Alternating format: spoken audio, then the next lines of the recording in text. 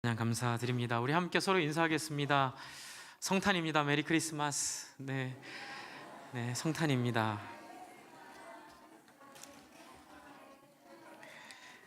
제가 주보글에다가는 2017년 송구 영신 예배 때 1월 1일 새벽에 저희가 기도 제목 이렇게 여러분 적어내신 거 기억하시죠? 이걸 제가 오늘 주보함에다 넣어드리려고 어제 하다가 그냥 못 드리겠는 거예요. 너무 귀해서. 제가 이렇게 평소에도 기도할 때마다 읽고 기도했는데 지난 한 해 동안 우리 성도님들 삶이 어떠셨을까 좀 위로해드리고 싶어서 그냥 펜을 잡았네요. 다 못 썼습니다. 네, 한 줄이라도 좀 같이 마음을 나누고 드리고 싶었는데 그래서 오늘은 못 드리고요. 제가 다음 주일날 제 마음을 좀 같이 나누고 주보함에 다 꽂아 놓겠습니다. 보시고 지난 한 해 동안 하나님이 내 인생을 어떻게 인도하셨는지, 또 내년 한 해 또 어떤 기도 제목을 주실지를 기대하는 시간 되었으면 좋겠습니다. 그렇게 양해를 좀 구하고요. 크리스마스입니다. 참 크리스마스가 목사들한테는 좀 난감합니다. 왜냐하면 매년 오기 때문에 그렇습니다. 크리스마스 매년 똑같은 설교 할 수도 없고요. 그래서 참 고민을 하게 됩니다. 우리의 삶 속에서 크리스마스가 어떤 의미가 있을까 이렇게 생각을 하게 됩니다. 그러다가 올해는 제가 이 마태복음 1장에 있는 이 18절 예수님의 나심은 이러하니라 라고 얘기했는데 그 상황, 그 배경에 대한 생각에 좀 마음이 꽂혔습니다. 여러분, 예수님이 이 땅에 오실 때에 사람들이 막 기뻐했잖아요. 그 목자들한테도 보여주고 기뻐하라 너희의 구주가 오셨다. 사람들 막 기뻐해야 되는데 여러분 성경을 공부해 보면요 전혀 기뻐할 상황이 아니었습니다. 배경이나 환경이요 이게 녹록지가 않은 거예요. 로마의 압제 속에서 살아가면서 그 안에 또 수많은 불의함들이 있고 우리가 상상할 수 없는 그 압제들이 있었습니다.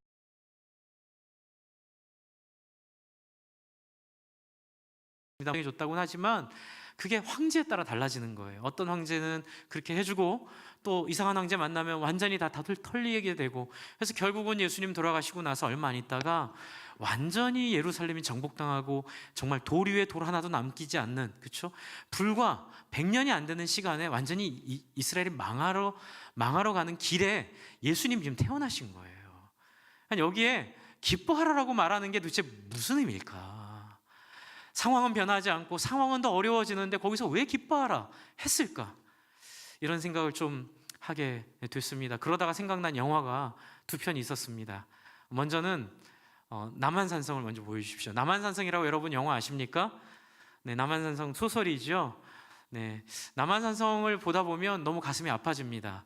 왜냐하면 진짜 저랬구나, 답이 없었구나. 실패의 역사, 절망의 역사, 너무 막 그 왕들이 미워지고요. 다시 그런 역사가 반복되면 나는 어떻게 살아야 될 것인가. 그러면서 제가 남한산성을 보면서 생각난 영웅이 하나 있었습니다. 해리포터가 저때 짠하고 나타나가지고 마법의 돌을 가지고 청나라 황제의 그 마차를 부셔버렸으면, 이런 거 있잖아요. 정말 절망적인 상황인데 거기에 슈퍼 울트라, 그쵸? 그 영웅들, 그쵸? 그 아이언맨, 스파이더맨, 슈퍼맨 이런 사람들이 나타나가지고 이 문제를 해결할 수 있으면 얼마나 좋았을까. 그러나 여러분, 현실 속에서 이 문제는 그렇게 해결이 됩니까? 안 되죠. 그런데 여러분, 놀라운 사실을 발견했습니다. 이 성경이 바로 남한산성과 해리포터를 합쳐놨습니다.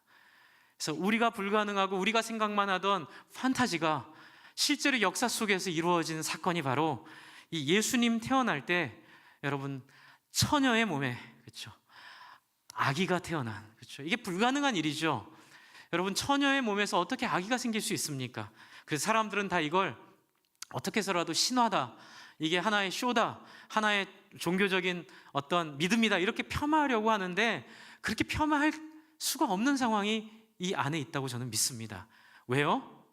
예수님이 이렇게 태어난 이 판타지 같은 이 인간의 상상을 초월하는 역사는 이미 과거에도 있었기 때문에 그렇습니다. 이게 처음이라면 아마 이 시대에 살던 사람들이 믿지 못했을 것입니다. 그러나 하나님은 완벽하게 사람들의 마음을 준비시켜 놓으셨습니다. 그것은 바로 구약 역사 속에 이런 일이 너무 많았다는 겁니다. 여러분, 하나님은 죽은 자도 살리시는 하나님임을 어떻게 믿을 수 있습니까? 여러분, 하나님은 불가능을 가능케 하시는 분이면 우리는 어떻게 알 수 있습니까? 홍해가 갈라지는 걸 통해 알 수 있습니다. 할렐루야. 히스기야가 정말 눈물로 기도할 때 그의 생명이 15년 연장되는 걸 통하여, 또 전쟁에서 전쟁하고 있을 때 두 손을 들고 기도할 때에 지구의 자전축이 거꾸로 도는 것들을 통하여, 그렇죠? 시간이 거꾸로 흘러가는 것들을 통하여 그림자가 물러났다 그러잖아요, 그렇죠? 이런 역사를 통하여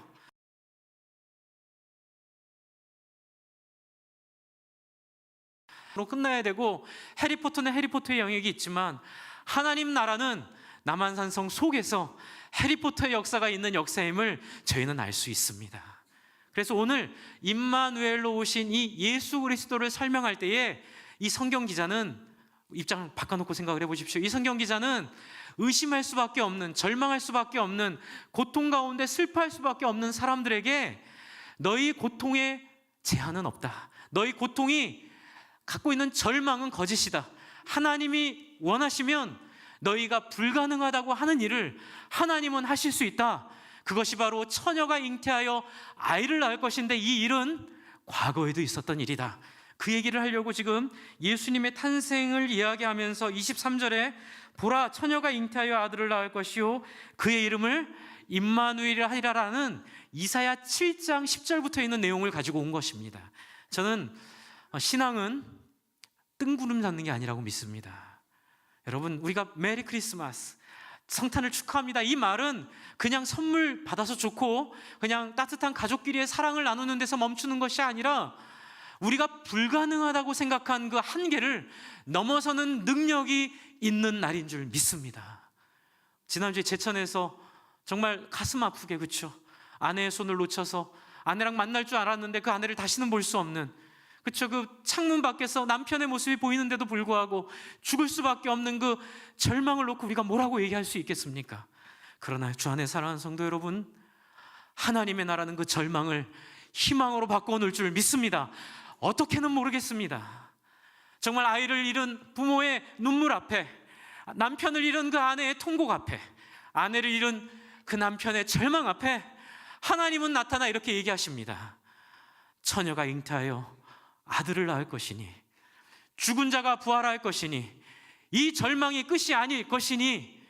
그러나 그것이 어떻게 풀어질지는 우리는 모르지만 예수님의 시대에도 그랬고, 또 예수님의 시대에 이 이사야 7장의 역사를 통하여 그리했음을 하나님이 보여주고 있습니다. 여러분, 하나님은 용사이십니다. 하나님은 정말 무적자, 아무도 대적할 사람이 없는 하나님의 만군의 하나님이십니다. 하나님이 결심하시면 불가능은 없습니다. 그런데 문제가 있습니다. 우리는 늘 좌절합니다. 하나님 떠난 인생은 뭘까요? 안고 없는 찐빵이고, 그렇죠? 팥 없는 붕어빵입니다. 이걸 잘 표현한 것이 제가 박대영 목사님 그 책에 보면 18페이지, 19페이지 제가 읽다가 이 부분이 좋아서 좀 인용을 했는데요. 하나님이 없는 인생은 폐가 같다, 이런 얘기를 해서 제가 정말 동의를 했습니다. 저도 어렸을 때 저희 조부께서 살던 집이 좋았습니다. 전주에 있었는데요. 늘 그 소양호, 그 소양강이라고 하죠. 전주의 호수가 그 이름인데 거기 옆에 참 좋은 집이었습니다. 그래서 제 머릿속에는 참 할아버지 집은 좋은 집이었습니다. 따뜻하고 늘 이렇게 가면 즐거움이 있고 행복함이 있던 집. 그런데 할아버지가 돌아가시고 나서 우연히 그 근처를 지나다가 옛날 생각이 나서 그 집을 갔다가 상처를 받았습니다. 할아버지가 돌아가시고 나서 그 집은 돌보는 사람이 없어진 거예요. 그러니까 아무리 좋았던 집이라도 사람의 손길이 끊기니까 흉가가 되더라고요.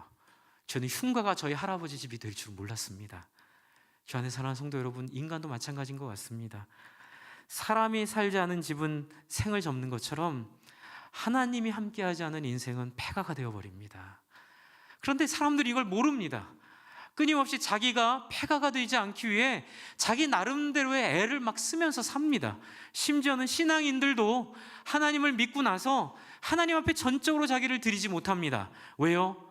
눈앞에 보이는 홍해의 바다가 넘실거리고 눈앞에 보이는 적군들의 숫자가 눈에 세워지고, 도대체 하나님이 함께 하시는 건 알겠는데 현실이 녹록지 않은 사실 때문에 우리는 마냥 기뻐만 할 수는 없는 우리의 현실의 문제 앞에 우리는 늘 좌절하고 살고 있습니다.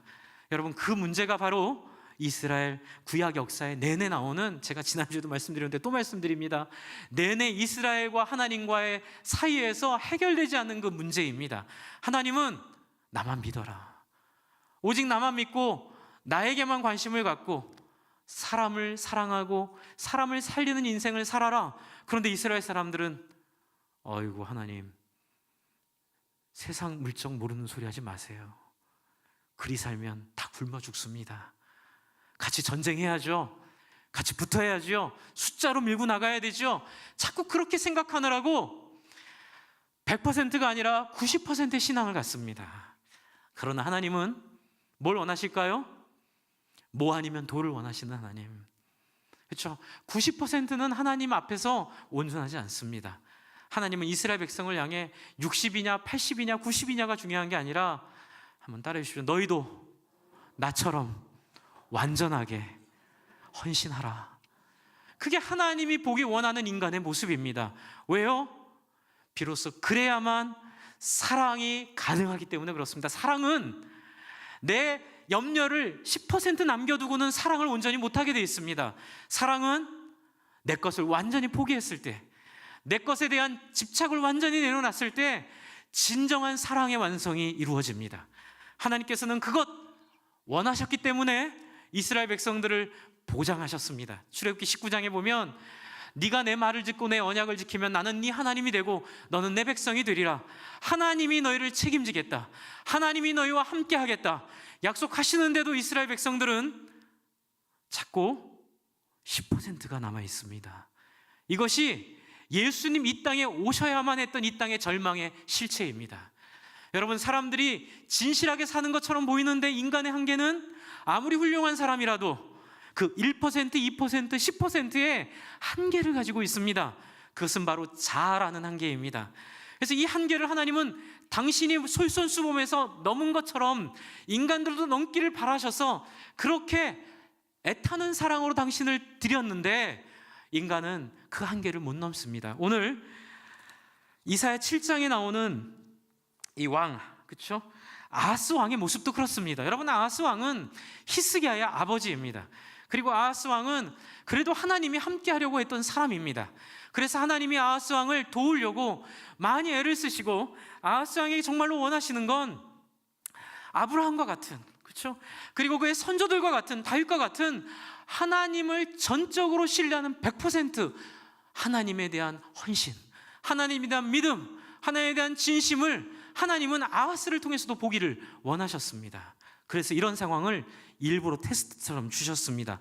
이러지도 못하고 저러지도 못하는, 그렇죠? 사방이 꽉 막힌 것 같은 상황, 사방으로 우겨쌈을 당하는 그 사도 바울이 고백했던 그 우겨쌈 당한 것 같은 그런 절망적인 상황이 바로 아하스가 닥친 상황이었습니다. 여러분, 우리로 치면 북쪽에는 북한이 있고 러시아가 있고 중국이 있고 남쪽에는 일본이 있고 미국이 있고 세계에서 가장 힘이 세다고 하는 열강들이 이해관계가 겹겹이 겹쳐져서 도대체 이 한반도의 미래를 예측할 수 없는, 이 한반도의 미래를 가늠할 수 없는 그 상황에 우리를 놓으신 하나님, 왜 놓으셨을까요? 고생 좀 한번 실컷 하다 죽어보라고요? 한번 평생 걱정하다가 살아보라고요? 저는 제일 가슴 아팠던 게요, 제가 초등학교 때 그 전쟁의 공포에서 살았거든요. 저는 77년도에 초등학교를 들어갔는데 초등학교 내내 그렇게 저희를 불안하게 한 거예요. 맨날 보면 북괴 막 그림 그리라고 하고 맨날 그 공포가 너무너무 저는 싫었습니다. 그래서 제가 투표할 때 항상 기준이 그거였습니다. 내 아이에게 이 전쟁의 공포를 자꾸 되새기지 않을 사람에게 저는 투표했습니다. 우리 후세대는 우리 세대보다 좀 나아야 되지 않을까. 그런데 하나도 나아진 게 없습니다. 다시 전쟁의 공포입니다. 다시 전쟁의 두려움입니다. 전쟁이 물론 없어야 되겠지요. 하지만 만에 하나 전쟁이 있다 하더라도 하나님 앞에 우리에게 주신 우리의 삶의 자리를 저는 멋있게 지키고 살다 가고 싶습니다. 왜냐하면 우리는 하나님 우리에게 부르신 부르심이 있기 때문에 그렇습니다. 그래서 저는 저희 아이들한테도 전쟁은 날 수도 있다. 역사가 그랬다. 그냥 운이 좋아 전쟁이 없는 시대에 산 건 감사해야 되지만 한번 역사를 공부해봐라. 100년 이상 전쟁이 없었던 민족이 과연 몇 명이나 있었느냐. 어쩌면 우리 가운데 그러한 어려움이 있다 하더라도 하나님을 신뢰하자. 우리 가운데 우리를 이 땅에 놓으시고 이 땅 가운데 역사하신 하나님을 신뢰하고 그분을 바라보고 그분 앞에 우리의 운명을 맡기자란 말을 어린아이 버전으로 해보려고 애를 씁니다. 주 안에 사랑하는 성도 여러분, 현실은 녹록지 않습니다. 현재는 우리가 바라는 것처럼 그렇게 잘 이루어지지 않습니다. 아하스가 그랬습니다. 그래서 제안이 들어옵니다. 시리아 세력이 북이스라엘을 꼬셔가지고 아하스를 가장 힘들게 하는 아수르를 대항해서 아수르를 향한 반아수르 연대를 조성하자고 이 아하스에게 제안합니다. 그런데 아하스는 두려움이 있었을 거라 저는 추측합니다. 어떤 두려움이요? 해서 잘 되면 좋겠는데 만약에 그 반아수르의 편에 섰다가 어설프게 끝나버리면 어떻게 될까요? 누구의 보복이 있을까요? 아수르의 아니함만 못하게 되는 두려움이 있습니다. 그래서 거절합니다. 아니, 그랬는데 또 골치가 생깁니다. 시리아랑 북이스라엘이 협박을 합니다. 너희 우리랑 같이 안 할 거면 우리가 너희 쳐 들어가서 너희를 다 가루로 만들어 버리겠다. 여러분이 절망적인 상황 가운데 여러분 아하스는 놓여 있었고 이러지도 못하고 저러지도 못하고 그래서 이 신학자들의 연구에 의하면 의견은 많이 다르는데 이 아수르를 대항하지 않는 게 하나님의 뜻인 건 분명합니다. 그런데 그 아수르 편에 서는 것이 하나님의 생각이라고 착각했던 것 같아요. 여러분 그렇습니다. 인간적으로 보면 시리아 편에 서든 아수르 편에 서든 러시아 편에 서든 미국 편에 서든 둘 중에 하나밖에 없잖아요. 그렇죠? 그게 우리 현실입니다. 그런데 하나님은 이 아하스에게 원하신 게 하나 있으세요. 한번 따라해 보십시오. 제3의 길. 그게 바로 하나님의 길입니다. 그냥 우리 눈에는 러시아든 미국이든 둘 중에 하나가 안 되면은 러시아한테 당하고 미국한테 당할 것 같은 두려움이 있어서 어찌해야 되나 두려운 가운데 살아갈 수밖에 없지만 하나님이 지금 원하시는 것은 시리아 편에 들지 말라는 것의 아수르의 편에 서라는 얘기가 아니라는 거예요. 러시아를 대항하라는 얘기가 미국 편에 서라는 얘기가 아닌데 우리의 한계에서는 자꾸 러시아 아니면 미국 이렇게 생각을 하는 한계에 지금 아하스가 놓여 있었습니다. 그래서 이사야가 일단 격려합니다. 시리아 편에 안 쓴 게 잘한 겁니다. 그들의 협박에 굴하지 마십시오. 그들이 쳐들어온다 하더라도 당신들은 하나님이 당신과 함께 하실 것입니다. 두려워하지 마십시오. 그리고 제안하는 게 여러분 바로 10절, 11절, 12절입니다. 7장 10절, 11절, 12절입니다. 여호와께서 또 아하스에게 말씀하여 이르시되 뭐라고요? 11절 너는 내 하나님 여호와께 한 징조를 구하되 깊은 데서든지 높은 데서든지 구하라 하시니. 여러분 이 내용들을 한번 생각해 보면 이 얘기가 무슨 갑자기 뜬금없이 징조를 구하라 그럴까요? 여러분 여기서 얘기하는 징조는 뭘 상징하는 걸까요? 바로 너희는 가만히 있어. 오늘날 하나님이 너에게 하신 일을 보아라. 너희는 가만히 있어. 그 찬양 있죠? 하나님이 너에게 하실 일, 홍해 앞에서 하셨던 그 징조, 내가 너를 사랑한다 말씀하신 하나님이 그 많은 적군들 앞에서 기적적으로 이들을 구원하셨던 그 징조들을 하나님은 다시 주시겠다고 말씀하고 있습니다. 왜요? 이들의 형편이 너무 엄중하기 때문에 그렇습니다. 러시아 아니면 미국, 미국 아니면 러시아, 우리는 살 길이 없는 거예요. 그런데 아하스는 착각하고 있습니다. 러시아와 협력하지 말라고 하시니 미국이랑 한 편을 먹으라는 얘기구나, 이렇게 착각하고 아하스는 계산이 다 서버렸습니다. 머리가 너무 좋아요. 영리한 아하스입니다. 자기가 어떻게 이 국제관계 속에서 어떻게 헤쳐나가야 될지에 대한 계산이 다 서버렸습니다. 그래서 하나님이 징조를 구하라 할 때 그것을 종교적인 거추장스러운 불편함으로 여기고 그 징조를 거부하면서 매우 종교적인 단어를 씁니다. 뭐라 그러죠? 12절 아하스가 이르되 나는 그 징조를 어떻게 하겠다고요? 구하지 않겠다고 얘기합니다. 이쯤 되면 저 같았으면 여기서 끝났습니다. 저는 여기서 끝냅니다. 오케이, 내 진심을 네가 그렇게 받지 않는구나. 끝. 네가 어떻게 되든 상관하지 않는다. 다시 누구를 불렀을까요? 여브라함을 불렀을 겁니다. 네, 아브라함의 이 버전, 여브라함을 다시 불러서 다시 그 아브라함의 역사를 다시 만들어냈을 거예요. 모세가 그 부탁하잖아요. 그렇죠? 아니, 하나님이 모세한테 그 얘기하셨어요. 내가 이 민족을 여기서 끝내겠다. 그러자 모세가 하나님 앞에 매달릴 때 하나님이 다시 그 마음을 돌이켜서 이 민족을 잡고 가신 것, 저는 그 기억이 이 안에 있다고 믿습니다. 매우 무례한 행동입니다. 그런데 여러분, 이 무례한 행동을 2017년 성탄절에 우리도 그러한 상황 가운데 있다는 거, 저는 그 생각했습니다. 여러분, 저희가 믿는다고는 하지만, 저희가 하나님을 신뢰한다고는 하지만, 우리는 끊임없이 인간의 한계를 하나님은 넘어서지 못할 거라고 좌절하고 기도합니다. 하나님, 이 문제는 해결하지 못할 거라고 우리는 포기하고 기도합니다. 그래서 신앙생활은 해리포터처럼 합니다. 그런데 현실은 남한산성처럼 살아갑니다. 그 남한산성의 현실 가운데 해리포터의 역사가 있을 거라는 기대를 접고 사는 우리의 믿음을 잃어버리는 사람들, 그러니 믿음의 행동이 안 나오는 거죠. 홍해가 갈라지면 어떻게 해야 합니까? 그 가운데 발을 디뎌야 의미가 있습니다. 홍해가 아무리 갈라지고 아무리 홍해가 땅을 드러내도 들어가지 않으면 아무 의미가 없습니다.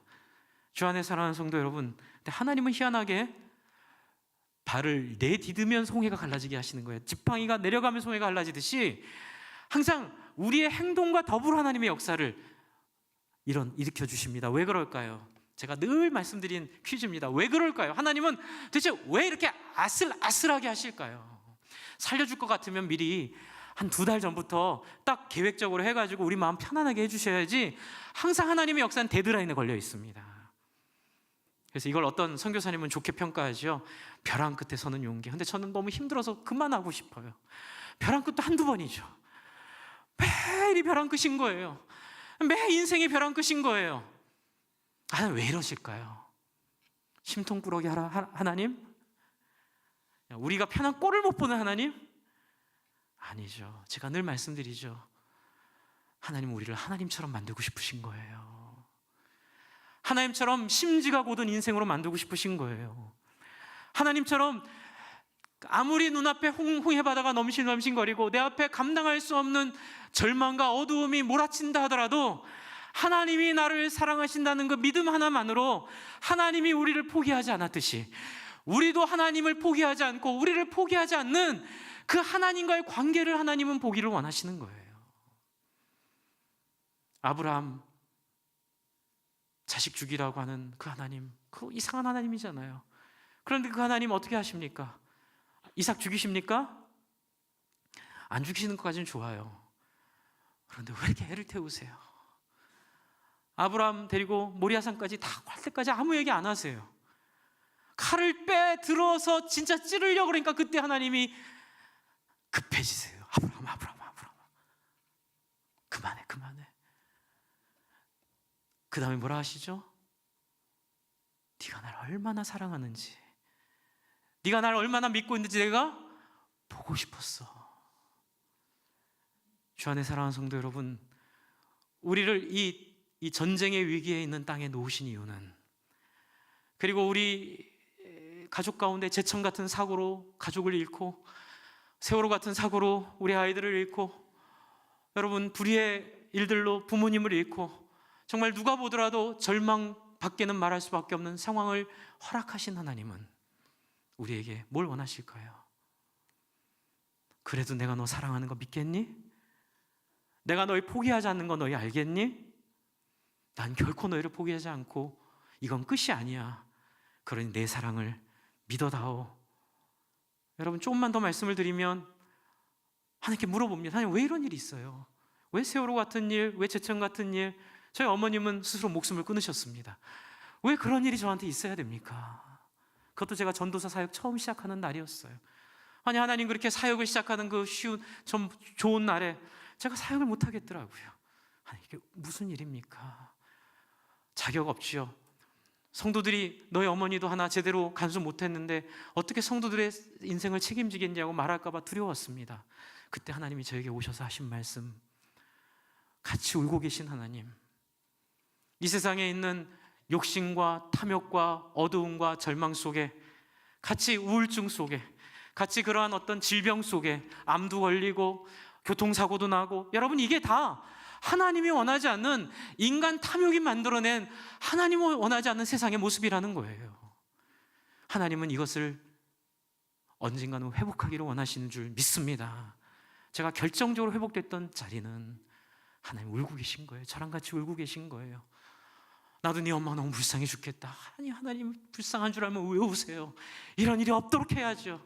그런데 그거 아니, 내가 손을 대기 시작하면 하나님이, 내가 원했던 나라가 이루어지지 않는다. 너희들을 통해서, 나를 깨달은 너희들을 통해서, 너희들의 손으로, 너희들의 열심으로, 너희들의 하나님 닮은 희생과 순종과 사랑의 모습으로 이 땅에 있는 절망과 어두움이 사라지는 그날을 내가 간절히 기다리고 있다. 그러니 나를 도와줄래? 더 이상 이런 일이 없도록 하루라도 빨리 하나님의 나라가, 복음이 땅 끝까지 전해져서 모든 사람들이 하나님 같은 자세로 사람들을 대하는 그 날을 우리에게 알려주시려고 하나님은 아하스에게 이런 상황을 허락하고 계시는 겁니다. 그런데 아하스는 이걸 모르는 거예요. 그래서 아하스는 하나님을 거절합니다. 왜요? 자기가 답이 있기 때문에. 괜히 하나님한테 간섭당할까 봐 그게 싫은 겁니다. 하나님이 간섭하시고 하나님이 이래라 저래라 하시면 지금은 내가 원하는 대로 해줄지는 몰라도 언젠가 내 마음과 하나님 마음이 달라질 때 하나님 마음에 간섭받고 싫은 거예요. 제가 너무 슬픈 얘기들 많이 듣습니다. 이렇게 신앙생활 열심히 하시다가 이렇게 뭐 그 지역이 아마 개발이 됐나 봅니다. 그런데 참 가슴 아픈 얘기예요. 성도들이 떠난다는 거예요. 신앙을 떠난다는 거예요. 교회를 떠난다는 거예요. 그 이유는 보상받은 금액에 대한 11조를 얘기할까 봐. 그게 힘들고 싫어서 조용히 사라지는 성도들. 주 안에 사랑하는 성도 여러분, 죄송합니다. 참 이 말 하기가 두렵습니다. 우리 안에 있는 우리의 민낯이고 우리 안에 있는 저도 연약한 부분임, 저도 자신이 없습니다. 그럼에도 불구하고 주 안에 사랑하는 성도 여러분, 우리는 그러면 안 됩니다. 여러분, 하나님이 우리가 힘들 때 개입하시는 건 좋은데 하나님의 개입으로 우리의 삶이 살만해지고 하나님의 개입으로 우리의 삶이 좋아질 때에 그때 간섭받기 싫어서 하나님 신세를 안 지려고 그러는 거예요. 주 안에 사랑하는 성도 여러분, 절망입니다. 하늘도 울고 땅도 울고. 저는 히스기야 39장에 보여주는 바벨론 그 신하들에게 자기의 병기고 창문 다 열어가지고 자랑했던 히스기야의 절망과 똑같은 절망이라고 저는 봅니다. 믿을 지도자가 없습니다. 아무리 탁월한 목사님이라도 결국은 이런 식으로 히스기야처럼 인간의 한계를 보여버리는 거예요. 그래서 제가 늘 하는 말이죠. 하늘도 울고 땅도 울고 산천초목도 울고 다 소망을 잃어버리는 것이 우리 인간의 한계이고 저의 한계입니다. 그런데 여기서 그냥 끝날까요? 크리스마스의 의미가 여기 있습니다. 주가 이루시네, 주가 이루시네, 주가 이루어 주시네. 여러분, 내가 안 하더라도 하나님이 손을 걷어붙이시고 그 포도즙들을 혼자 밟는 그 열심으로 우리를 찾아와 우리에게 하나님 징조 필요 없어요. 하나님 친 하나님, 할렐루야.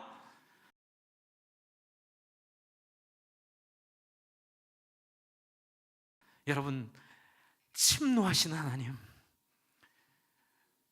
너무 멋있는 용사이신 하나님. 여러분, 이 본문 보면 필요 없어요라고 말하는 사람의 입을 막으시고 그래도 내가 징조를 주마 라고 주신 징조가 임마누엘의 징조입니다. 그것이 무엇입니까? 처녀가 잉태하여 아들을 낳으리니 그의 이름을 임마누엘이라 하라. 이것이 1차적으로는 아하스 시대의 징조이기도 하지만 궁극적으로는 이 예수님을 통하여 이 절망의 시대, 그렇죠? 어떻게 사람이 죽으면 살아납니까? 부활이 어떻게 가능합니까? 여러분, 처녀가 아이를 잉태하는 것이 가능하다면 부활도 가능함을 믿습니다. 바로 그 메시지를 하나님께서 아하스의 절망을 넘어서서, 히스기야의 절망을 넘어서서 39장 끝나면 40장에 위로하라 위로하라 너희는 내 백성을 위로하라. 여러분, 성경의 메시지는 다 그렇습니다. 인간이 할 수 없는 일, 인간 지도자가 주는 그 절망, 인간이 주는 모든 한계들을 하나님께서 넘어서신다는 희망을 주고 있음을 믿으시기 바랍니다. 그러므로 아무리 지도자에게 실망하고 절망했다 하더라도 하나님의 절망을 접지 마시기 바랍니다. 하나님은 이 모든 인간의 절망을 밟고 일어나 하나님의 역사를 이 한국교회에, 이 한반도에, 우리의 인생에 원하는 자들에게 다 부어주시리라 믿습니다. 여러분, 우리에게 해야 될 일은 딱 하나입니다. 이렇게 하느냐 마느냐의 문제가 아닙니다. 이렇게 할 수 있는 사람 아무도 없습니다. 저도 그런 사람입니다. 여러분, 그러나 우리가 갈 수 있는 길은 딱 하나입니다. 정말 하나님이 이렇게 일하시는 걸 원하십니까? 이게 중요합니다. 정말 하나님의 일이 있기를 원하십니까? 세월호 부모들의 눈물을 닦아주시는 역사를 원하십니까? 제천의 그 희생자들의 아픔을 하나님의 해석하게 하시는 역사를 원하십니까? 전쟁의 위기에 있는 우리의 자녀들이 전쟁을 경험하지 않는 그 기적을 여러분 원하십니까? 여러분, 원하시면 기도하십시오. 누구에게요? 처녀를 잉태하여 자식을 낳게 할 수 있는, 홍해를 가르신 하나님, 죽은 자를 다시 살게 하신 하나님, 우리의 모든 한계와 우리의 모든 절망을 극복해 하신 하나님을 바라보십시오. 저도 저를 바라보면 절망합니다. 저도 굉장히 이기적이고, 저도 굉장히 욕심이 많고, 저도 굉장히 제 중심적인 사람입니다. 예전에 그랬잖아요. 피부색 때문에 차별받는 어떤 흑인이, 저는 그런 얘기 들으면서 참 눈에 눈물을 졌는데, 너무너무 억울하고 분해서 집에 가서 수세미로 피가 날 때까지 피부를 벗겼답니다. 청소년 때 너무 억울하니까. 왜 내 색깔이 이렇게 검해가지고 이렇게 차별을 받고 사는지, 저 그런 마음 들 때 많이 있습니다. 벗겨도 벗겨지지 않는 저의 이기성, 이 이기성이 교회를 어렵게 하고, 이 이기성이 하나님의 한계를 만들고, 이 이기성이 이 하나님의 부흥을 막는 장애라는 걸 늘 느낄 때마다 하나님 앞에 마음을 찢고 통곡하며 하나님께 나아갑니다. 그래서 제가 하나 할 수밖에 없는 것은, 하나님, 저를 통해 하시던, 어쨌든 누구를 통해 하시던 이 교회를 하나님의 교회 만들어 달라고 통곡할 수밖에 없음을 고백합니다. 주 안에 사랑하는 성도 여러분, 이것이 바로 이 크리스마스에 우리에게 주신 하나님의 소망입니다. 여러분, 하나님의 교회를 보시면 절망할 때가 많이 있죠. 아유, 목사님, 뭐 인간들이 모인 교회는 다 한계가 있어요. 맞아요. 다 아스고, 다 김승준이고, 다 여러분 서 있는 자리에 있는 다 인생들입니다. 여러분, 제가 교회 개혁 운동하면서 절망한 게 뭔지 아십니까? 저는 교회 개혁 운동에서 정말 부정한 그 리더를 끌어내리면 다 잘 될 줄 알았습니다. 아니요, 나중에 깨달았습니다. 이건 누가 그 왕자에 앉느냐의 싸움이라는 거죠. 그래서 여러분, 왕좌의 게임, 그 미국에서 유행하는 그 유명한 드라마 그 타이틀처럼, 이게 잘못되고 이렇게 권위적인 지도자들을 끌어내려서 누가 그 왕자에 앉느냐, 장로님이 앉느냐, 집사님이 앉느냐, 교회 안에 어떤 그룹이 앉느냐, 거기서 끝나는 거예요. 여러분, 우리는 개혁을 해도 또 반개혁에 들어갈 수밖에 없는 존재들입니다. 주 안에 사랑하는 성도 여러분, 우리에게 필요한 것은 하나님이 그 왕좌에 앉는 우리의 무릎 꿇음인 줄 믿습니다. 여러분, 우리 인정하자는 거예요. 우리가 갖고 있는 한계들을 보자는 거예요. 여러분, 주 안에 사랑하는 성도 여러분, 하나님 앞에, 하나님, 저희는 징조가 필요합니다. 하나님 아니면 우리는 아무것도 할 수 없는 사람들입니다. 그래서 제가 지난주에 주복을 했었지요. 저는 우리 교회 담임 목사가 하나님이라고 믿고 삽니다. 여러분, 이 교회를 좌우하는 것은 담임 목사도 아니고 어떤 교회 리더십들도 아니고, 모든 성도들이 하나님 말씀의 도사가 되어 하나님 말씀을 깨닫고 함께 그 말씀을 합의할 수 있도록 만드는 리더일 뿐, 목사는 성경을 가르치는 리더일 뿐, 이 모든 방향과 모든 역사의 흐름은 말씀을 통하여 우리에게 나타나시는 하나님임을 믿습니다. 누가 먼저 그 왕자에 앉겠다고, 누가 먼저 그 당회장의 결정권의 자리에 앉겠다고 싸우는 일이 우리 가운데 없기를 바랍니다. 우리 가운데 저도 겸손히, 장로님들도 겸손히, 모든 성도님들도 겸손히 무릎 꿇고 하나님의 말씀 앞에, 하나님, 저는 부족합니다. 하나님, 저는 절망적인 인생입니다. 하나님, 저에게 찾아와 주시옵소서. 다 무릎 꿇을 때에 우리 안에 분명하고 선명하게 보이는 하나님의 징조가 나타날 줄 믿습니다. 여러분이 징조를 주신 하나님께서는 마태복음의 그 절망적이고 고통 가운데 있는 그 사람들에게 이 소망을 보여주십니다. 너희 처한 상황이 절망이고 슬픔이고 눈물이지만, 그러나 예수 그리스도를 통하여 내가 너에게 징조를 보여준다. 그것은 어떤 징조입니까? 한번 따라해 주시죠. 하나님이 우리와 함께 계시고, 이 다음이 중요합니다. 결코 떠나지 않으실 것이다. 믿으십니까? 여러분, 이 크리스마스의 징조는 바로 이것입니다. 하나님이 우리를 결코 포기하지 않으십니다. 내가 어떤 죄를 졌던, 내가 어떤 악한 인간이든 상관없이 하나님은 결코 하나님의 구원을 포기하지 않고 이 교회를 하나님은 귀하게 만들어 쓰실 줄을 믿습니다. 주 안에 사랑하는 성도 여러분, 이 크리스마스에 여러분의 절망이 무엇입니까? 이 크리스마스에 여러분의 기도 제목이 무엇입니까? 이 크리스마스에 여러분의 냉소가 무엇입니까? 목사님, 기도 제목은 내지만 안 이루어질 거 뻔한데요, 뭐 그냥 그래도 써낼게요. 이게 아니라 여러분, 우리가 정말 기도하면 하나님의 나라 위에 살기 필요한 것들을 하나님이 공급해 주실 줄 믿으시기 바랍니다. 정말 힘들고 어려운 부분이 있으면 기도하십시오. 하나님 앞에 아뢰십시오. 하나님 앞에 아뢰면 홍해가 갈라지고 죽은 사람이 부활하고 정말로 처녀가 아들을 낳는 이 예수 그리스도 상징되는 하나님이 우리와 함께하는 하나님의 최선이 우리 가운데 있을 줄을 믿습니다. 그러면 이루어지지 않는 것도 해석이 됩니다. 하나님이 우리에게 주시는 최선이라고 믿으면 됩니다. 저는 제 인생에 있었던 아픈 일들이 하나님의 최선이라고 믿습니다. 이 세상은 100년이 아닌 짧은 시간이고 언젠가 우리가 영원한 시간을 들어가게 될 때에 하나님 우리의 모든 아픔을 위로하시고 눈물을 닦아주시고 이 모든 어려움들의 이야기들을 해석해 주실 줄 믿습니다. 그때까지 믿음으로 이 땅에 오신 예수 그리스도를 마음으로 모시고 우리 내일 설교 드리겠지만 예수처럼 한번 살아봅시다. 예수의 길 한번 따라가 봅시다. 돈이 아니라, 이해관계가 아니라 정말 예수가 그랬듯이 사람들과 함께 살아가는 저와 여러분 되기를 간절히 부탁을 드립니다. 같이 기도 잠깐 하겠습니다. 기도하면서 우리 함께 찬양 준비해 주시고요, 함께 기도하겠습니다. 통성으로 하나님 앞에 함께